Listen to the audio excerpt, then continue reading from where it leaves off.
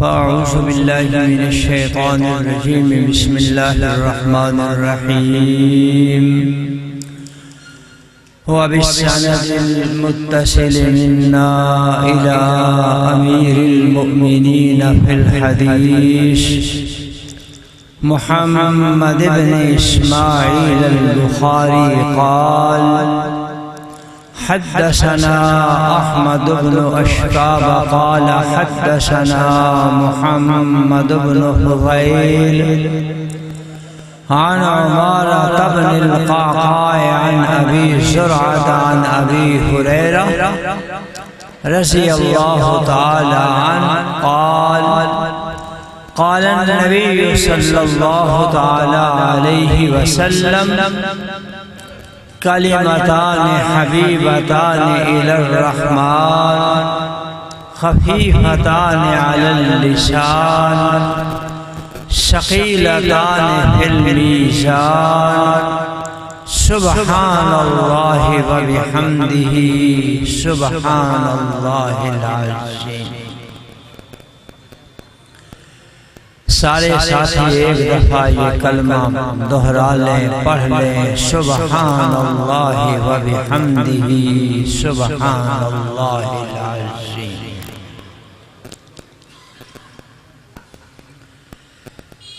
یہ بخاری شریف کی سب سے آخری حدیث ہے۔ امام بخاری رحمہ اللہ نے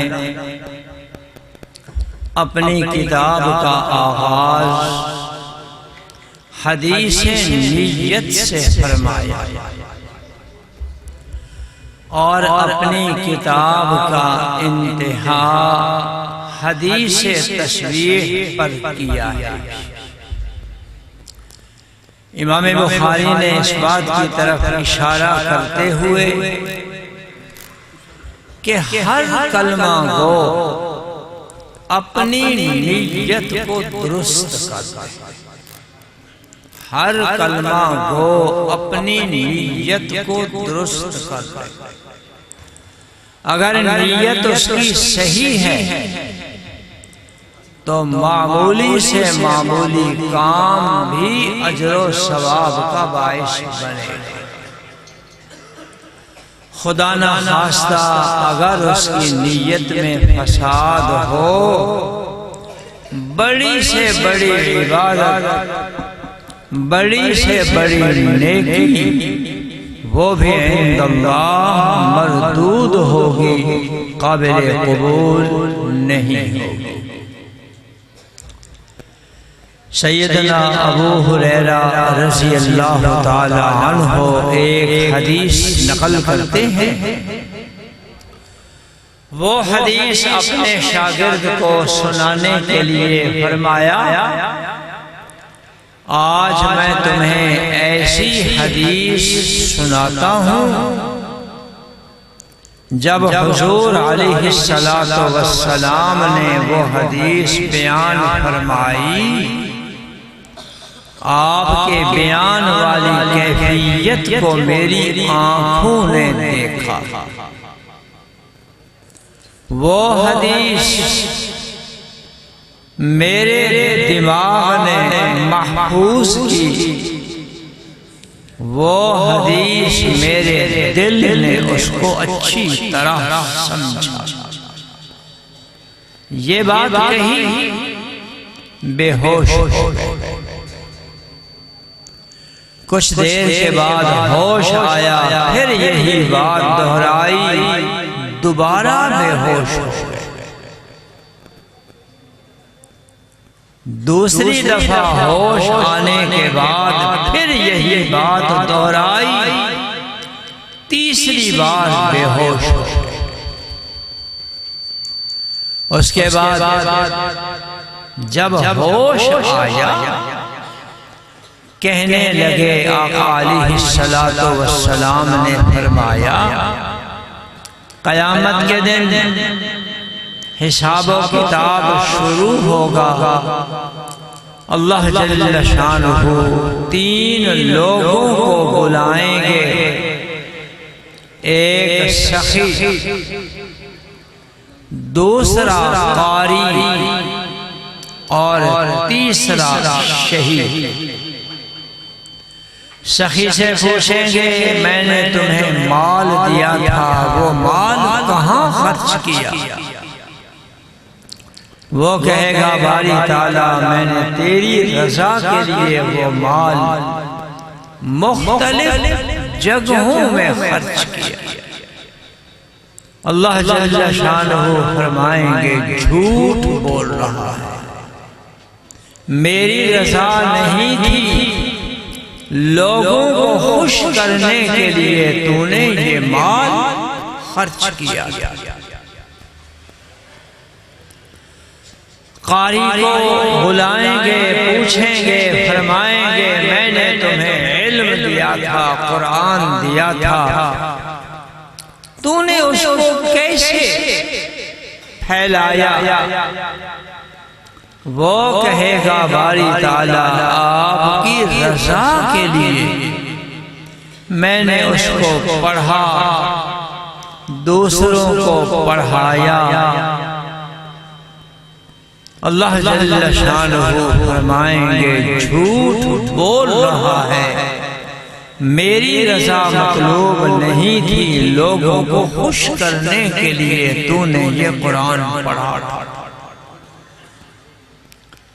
شہید کو بلایا جائے گا، اللہ جل شانہ فرمائیں گے میں نے تمہیں طاقت دی، جوانی دی، بہادری دی، یہ نعمتیں کہاں خرچ کی؟ وہ کہے گا باری تعالیٰ یہ طاقت، یہ جوانی، یہ بہادری میں نے تیرے راستے میں خرچ کی، حتیٰ کہ اپنی جان بھی تجھ پر قربان کر دی۔ اللہ جل شانہ فرمائیں گے جھوٹ بول رہا ہے، یہ سب کچھ تو نے اس لیے کیا تھا تاکہ لوگوں میں تیری شہرت واہ واہ ہو۔ ان تینوں لوگوں کو منہ کے بل گھسیٹ کے جہنم میں ڈال دیا جائے گا۔ یہ ہے غلط نیت کا نتیجہ۔ نیت صحیح ہو، معمولی سے معمولی کام بھی اجر و ثواب کا باعث بن جاتا ہے۔ خدا نہ خواستہ اگر نیت میں فساد ہو تو بڑی بڑی نیکیاں بھی عند اللہ مردود ہو جاتی ہیں۔ اس لیے ہمیں چاہیے کہ ہر کام میں ہم نیت کو درست کر لیا جائے۔ ہر نیکی کے کام میں مقصد اللہ جل شانہ کی رضا ہو، لوگوں کی طرف کوئی توجہ دھیان نہ ہو۔ امام بخاری نے سب سے پہلے حدیث نیت ذکر فرمائی،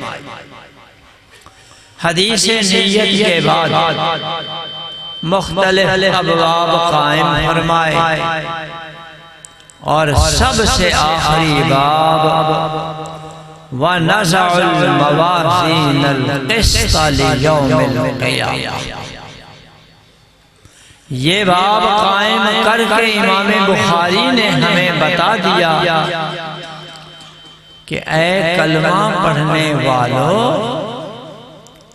دنیا میں قدم پھونک پھونک کر رکھو، جو دنیا میں کر رہے ہو قیامت میں اس کا حساب دینا ہو۔ اس لیے جو کام کرو سوچ سمجھ کے کرو کہ کل یہ کام میرے لیے فائدہ مند بنے گا یا خدا نہ خواستہ وبال جان بنے گا۔ امام بخاری نے اس باب کے تحت حدیث ابی ہریرہ رضی اللہ تعالی عنہ نقل فرمائی، رسول اکرم صلی اللہ تعالی علیہ وسلم نے فرمایا دو کلمے، آگے ان دو کلموں کی تین صفات بیان فرمائی ہے۔ وہ دو کلمے رحمان کو بہت ہی پسند ہیں، جن کا پڑھنا زبان پر بہت ہی آسان ہے۔ نمبر 3، ان کا اجر و ثواب میزان میں ترازو میں بہت ہی بھاری ہے۔ سب سے پہلی صفت کہ دو کلمے رحمان کو بہت پسند ہیں۔ یہ دو کلمے پسند کیوں ہیں؟ اس کی وضاحت ایک دوسری حدیث شریف، ایک حدیث شریف میں رسول اکرم صلی اللہ تعالی علیہ وسلم نے فرمایا انسان جتنی بھی اللہ جل شانہ کے ذکر کے کلمات کہتا ہے ان میں سے 4 کلمے اللہ تعالیٰ کو بہت پسند ہیں۔ پہلا کلمہ سبحان اللہ، دوسرا کلمہ الحمدللہ، تیسرا کلمہ اللہ اکبر، اور چوتھا کلمہ لا الہ الا اللہ۔ ان 4 کلمات میں اللہ جل شانہ کی 4 صفات کو ذکر کیا گیا۔ سب سے پہلی صفت کہ اللہ جل شانہ کی ذات تمام عیب سے پاک ہے۔ اللہ جل شانہ کی ذات تمام عیوب سے پاک ہے۔ پہلا کلمہ سبحان اللہ، اس کا معنی بھی یہی ہے کہ وہ ذات پاک ہے ایسی چیزوں سے جو اس کے شایان شان نہیں ہیں۔ نمبر 2، دوسری صفت جتنی بھی تعریفیں ہیں وہ اللہ جل شانہ کے لیے۔ ہم دنیا میں کسی اچھی عمارت کو دیکھا اس کی تعریف کی، کسی اور عمدہ چیز کو دیکھا اس کی تعریف کی۔ یہ اس چیز کی تعریف نہیں، حقیقت میں اس ذات کی تعریف ہے جس نے اس انسان کو پیدا کیا ہے۔ حقیقت میں اس ذات کی تعریف ہے جس نے اس شخص کو عقل دی، مہارت دی، اس کے نتیجہ میں اچھی سے اچھی چیز اس نے ایجاد کی ہے۔ تو دنیا میں جب بھی جس وقت بھی کسی کی کوئی تعریف کی جا رہی ہے حقیقت میں وہ تعریف اللہ جل شانہ کی ہے۔ تو یہاں دوسرا کلمہ الحمدللہ، اس کا مطلب بھی یہی ہے کہ تمام تعریفیں اللہ جل شانہ کے لیے۔ وہ ذات عیب سے پاک ہے، تمام تعریفیں اسی کے لیے ہیں۔ تو جو ذات عیوب سے پاک ہو، جو ذات تمام تعریفوں کی مستحق ہو، اسی ذات کو ہی بلند و بالا ہونا چاہیے۔ اس لیے تیسرا کلمہ ہے اللہ اکبر کہ وہ ذات ہر چیز سے بلند و بالا ہے، عظمت والی ہے۔ جب اللہ جل شانہ کی ذات عیوب سے پاک ہیں، تمام تعریفوں کے مستحق ہیں، عظمتوں سے متصف ہیں، تو پھر عبادت کے مستحق ذات بھی وہی ہے۔ اسی لیے چوتھا کلمہ ہے لا الہ الا اللہ، اللہ کے علاوہ کوئی اور عبادت کے لائق نہیں۔ یہ چاروں صفات ان دو کلموں میں موجود ہیں، سبحان اللہ و بحمدہ، سبحان اللہ العظیم۔ اسی لیے یہ دو کلمے رحمان کو بہت ہی محبوب ہیں، بہت ہی پسند ہیں۔ خفیفتان علی اللسان، یہ دو کلمے زبان پر ان کا ادا کرنا بہت ہی آسان ہے۔ ایک بات یہ کلمہ دہرا دو، سبحان اللہ و بحمدہ، سبحان اللہ العظیم۔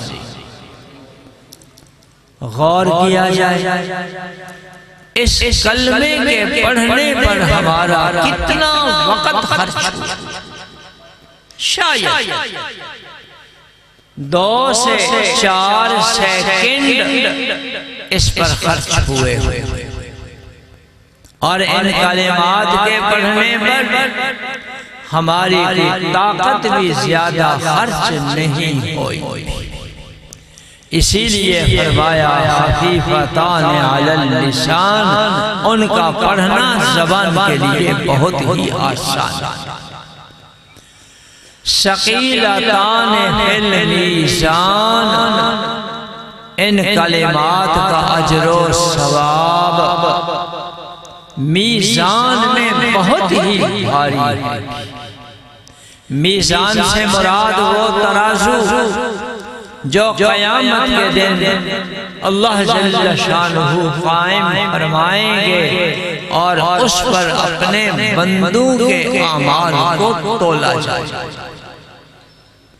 میزان پر اس کا اجر و ثواب بہت بھاری ہے۔ یہ کیسے بھاری ہے؟ اس کے لیے 2 حدیثیں۔ ایک حدیث شریف، اللہ تعالیٰ نے اپنے نبی حضرت سلیمان علیہ السلام کو بہت ہی نعمتوں سے مالا مال فرمایا، نبوت کے ساتھ ساتھ ان کو بادشاہت بھی عطا فرمائی، اور بادشاہت بھی ایسی جو بے مثال تھی۔ ساری دنیا پر ایک شخص کی بادشاہت تھی۔ اللہ تعالیٰ نے ان کو ایک بڑا تخت دیا جو ہوا میں اڑا کرتا تھا۔ اس تخت پر ہزاروں کی تعداد میں کرسیاں تھیں، جس پر حضرت سلیمان علیہ السلام کے وزراء امراء بیٹھا کرتے تھے، اور وہ تخت ہوا میں اڑا کرتا تھا، اور اتنی تیزی سے اڑتا، غدوها شہر ورواحها شہر، صبح کو اتنی سفر کرتا جتنی تیز رفتار سواری 1 مہینہ تک چلتی رہے، وہ اتنی مسافت چند لمحوں میں کر لیا کرتا تھا۔ ایک دفعہ حضرت سلیمان اپنے تخت پر بیٹھے ہوا اڑا کے لے جا رہی تھی، ایک دیہاتی آدمی تخت کو آسمانوں میں اڑتا ہوا دیکھ کر ایک جملہ کہہ دیا، سبحان اللہ ماذا اعطی آل داؤد، آل داؤد کو سلیمان کو اللہ تعالیٰ نے کتنی ہی نعمتوں سے نوازا۔ تعجب میں آ کر کے لفظ سبحان اللہ کہہ دیا۔ ہوا نے یہ بات حضرت سلیمان تک پہنچا دی کہ فلاں شخص آپ کے تخت شاہی کو دیکھ کر تعجب میں آ کر کے سبحان اللہ کہا ہے۔ حضرت سلیمان نے فرمایا کہ اس آدمی کو بلا کر کے لایا گیا۔ حضرت سلیمان نے فرمایا تو نے سبحان اللہ کہا ہے؟ جی میں نے تعجب میں آ کر کے یہ کلمہ کہا ہے۔ حضرت سلیمان فرمانے لگے سبحۃ واحدۃ خیر مما اوتی آل داؤد، اے دیہاتی تیرا ایک مرتبہ سبحان اللہ کہنا یہ سلیمان کو دی جانے والی ساری نعمتوں سے بڑھ کر ہے۔ وجہ اس کی یہ ہے حضرت سلیمان کو جو تخت و شاہی دی گئی تھی وہ ساری کی ساری فانی تھی۔ جب تک حضرت سلیمان زندہ تھے وہ تخت تھا، وہ شاہی تھی۔ جب دنیا سے رخصت ہوئے نہ تخت رہا نہ ہی وہ بادشاہت رہی۔ جب کہ اس کلمہ کا اجر و ثواب جب انسان نے یہ کلمہ کہا من جانب اللہ نامہ عمل میں وہ لکھ دیا گیا، وہ قیامت تک اجر و ثواب باقی رہے گا۔ اسی لیے فرمایا کہ یہ اس کا اجر و ثواب میزان پر بہت ہی بھاری ہے۔ ایک دوسری حدیث اللہ کے نبی حضرت نوح علیہ السلام نے اپنے اولادوں کو ایک نصیحت فرمائی، اپنی اولادوں کو ایک نصیحت فرمائی۔ پہلی نصیحت، اے میری اولاد اللہ تعالیٰ کے ساتھ کسی کو شریک نہ ٹھہرانا۔ یہ شرک یہ بہت بری چیز ہے۔ ان الشرک لظلم عظیم، شرک کرنے والا در حقیقت اپنی ذات پر بہت ہی بڑا ظلم کر رہا ہے۔ دوسری نصیحت، اے میری اولاد تکبر نہ کرنا۔ تکبر کیا ہے؟ کسی کی نصیحت کو برا منانا۔ کوئی آدمی خیر خواہی کرتے ہوئے کوئی نصیحت کرنے لگے تو صاحب سامنے سے اکڑ جائے کہ میں اس کو نہیں مانتا، اس طرح کی باتیں کہنے لگے، ایسا نہ کرے۔ تکبر یہ بہت ہی بری چیز ہے۔ اللہ جل شانہ اسی متکبر کو تنبیہ کرتے ہوئے فرمایا لا تمشی فی الارض مرحا إنك لن تخرق الأرض ولن تبلغ الجبال طولا۔ اے صاحب زمین پر اکڑ اکڑ کر کے نہ چلو، سینہ تان کر چلنے کی وجہ سے تو زمین کو نہیں پھاڑ سکتا، تیرا یہ قد پہاڑ کو نہیں پہنچ سکتا۔ جس طرح پہلے 5-6 فٹ کا تھا اب بھی وہی رہے گا، سینہ تان کر کے نہ چل۔ کل ذالک کان سیئہ عند ربک مکروہا، اس طرح کی ساری بری عادتیں تیرے رب کے ہاں ناپسندیدہ ہے۔ تکبر نہ کر۔ اور تیسری نصیحت یہ فرمائی، تیسری نصیحت یہ فرمائی، اے میری اولاد یہ کلمہ کثرت کے ساتھ پڑھتے رہے۔ کون سا کلمہ؟ سبحان اللہ و بحمدہ، سبحان اللہ العظیم، لا الہ الا اللہ۔ حضرت نوح نے ان کلمات کا اجر و ثواب بیان کرتے ہوئے فرمایا،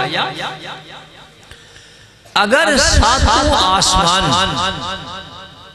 ساتوں زمینیں ملا کر کے ایک پلڑا بنا دیا جائے، ترازو کا ایک پلڑا بنا دیا جائے، ساتوں آسمان ساتوں زمینیں ملا کر کے ترازو کا ایک پلڑا بنا دیا جائے اور اس میں اس کلمہ کا اجر و ثواب رکھا جائے تو بوجھ کی وجہ سے یہ پلڑا پھٹ جائے، اس کا اجر و ثواب وہ برداشت نہ کر سکے۔ یہی مطلب ہے ثقیلتان فی المیزان، اس کا اجر و ثواب بہت ہی بھاری ہے، بہت ہی زیادہ ہے۔ حضرت نوح نے یہ بھی فرمایا، اللہ جل شانہ اپنی جتنی مخلوق کو رزق دے رہے ہیں وہ اسی کلمہ کی بدولت دے رہے ہیں۔ سبحان اللہ و بحمدہ، سبحان اللہ العظیم، اسی کلمہ کی بدولت وہ ساری مخلوق کو رزق دے رہے ہیں۔ کیا وہ ذات جو اس کلمہ کی برکت سے ساری مخلوق کو رزق دے رہے ہیں، اس کلمہ کے ورد کرنے والے کو رزق وسیع نہیں دیں گے؟ اس کلمہ کے پڑھنے والے کو رزق وسیع نہیں دیں گے، یقیناً وہ ذات اس کو بھی وافر رزق عطا فرمائیں گے۔ تو ہم بھی اسی کلمہ کا ورد کیا کریں، سبحان اللہ و بحمدہ، سبحان اللہ العظیم۔ یہ حدیث کا درس مختصراً اپنے اختتام کو پہنچا، آخر میں اپنی بچیوں کو ایک نصیحت کروں گا۔ وہ نصیحت یہ، آپ نے 6 سال کم و بیش یہاں وقت گزارا، جو کچھ آپ کو پڑھایا گیا، جو کچھ نصیحتیں آپ کو کی گئیں، اس علم کی حفاظت کرنا، اس علم کی حفاظت کرنا۔ علم کی حفاظت 2 طرح سے ہوتی ہے۔ پہلا طریقہ، جو کچھ پڑھا اس کے مطابق عمل ہو، جو کچھ پڑھا اس کے مطابق عمل ہو۔ جو چیز تجربے میں آ جاتی ہے، پریکٹیکل میں آ جاتی ہے، وہ چیز ہمیشہ ہی یاد رہتی ہے۔ تو آپ نے جو کچھ پڑھا آپ اس پر عمل کریں۔ بے عمل، بد عمل، بد کردار عالم اور عالمہ حقیقت میں وہ عالم کہلانے کے مستحق نہیں۔ جو بد کردار عالم ہو، عالمہ ہو، بد عمل عالم عالمہ ہو، حقیقت میں وہ عالم کہلانے کے مستحق نہیں۔ کیوں؟ اللہ جل شانہ نے علم کا ایک خاصہ بیان فرمایا، وہ ہے اس کا خشیت، اللہ جل شانہ کی معرفت۔ انما یخشی اللہ من عبادہ العلماء، اللہ تعالیٰ سے سب سے زیادہ خوف رکھنے والے وہ لوگ ہیں جو علماء ہیں۔ ایک اور حدیث شریف حضور علیہ السلام نے فرمایا، ویل للجاہل مرہ ویل للعالم 7 مرات۔ ایک آدمی جاہل ہے، نہیں جانتا کہ یہ گناہ ہے، اس نے وہ کام کر لیا، اس نے بھی برا کیا۔ جاہل جب گناہ کرے اس کے لیے ایک ہلاکت ہے، یہی گناہ عالم کرے فرمایا اس کے لیے 7 مرتبہ ہلاکتیں ہیں، اور ایک روایت میں 70 مرہ اس کے لیے 70 ہلاکتیں ہیں۔ اللہ جل شانہ بد عمل عالم عالمہ کی مثال بڑی گندی دی ہے، کمثل الحمار یحمل اسفارا۔